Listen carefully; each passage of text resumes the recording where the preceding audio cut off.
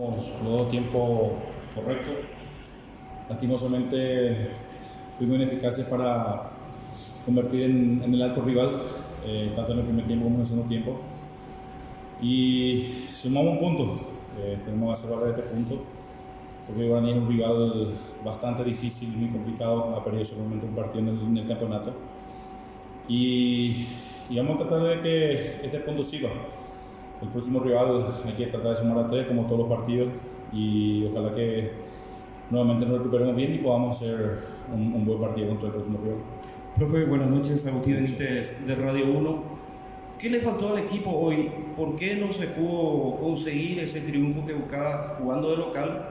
Y lo otro, ¿qué te dijo sus jugadores, principalmente esa última acción que reclamó mucho la gente de Guaraní, inclusive que fue mal anulado el gol que convirtió el equipo rival? Sí, empiezo con la falta. Fue una falta contra el arquero. Se fue y el delantero que metió el gol, cuando el arquero iba a despegar, le fue y le golpeó. Fue un contacto directo contra el arquero, impidiéndole que juegue. Y eso es falta. Esa jugada estuvo bien cobrada. ¿Tuvo otra pregunta?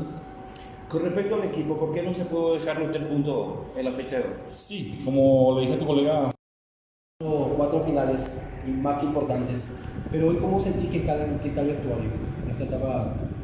está triste, está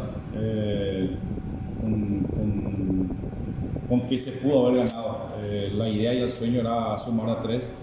Lastimosamente no pudimos hacerlo.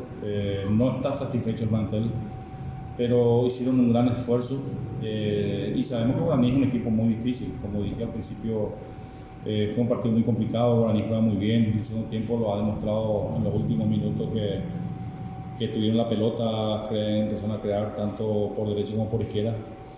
Y como dije, trataremos de que este punto sirva. Ahora mismo estamos tristes en el vestuario porque jugando en casa no podemos sacar la puntuación de a 3, pero estamos todavía en carrera, así que haremos el esfuerzo y trataremos de ganar los siguientes partidos. Gracias. Gracias.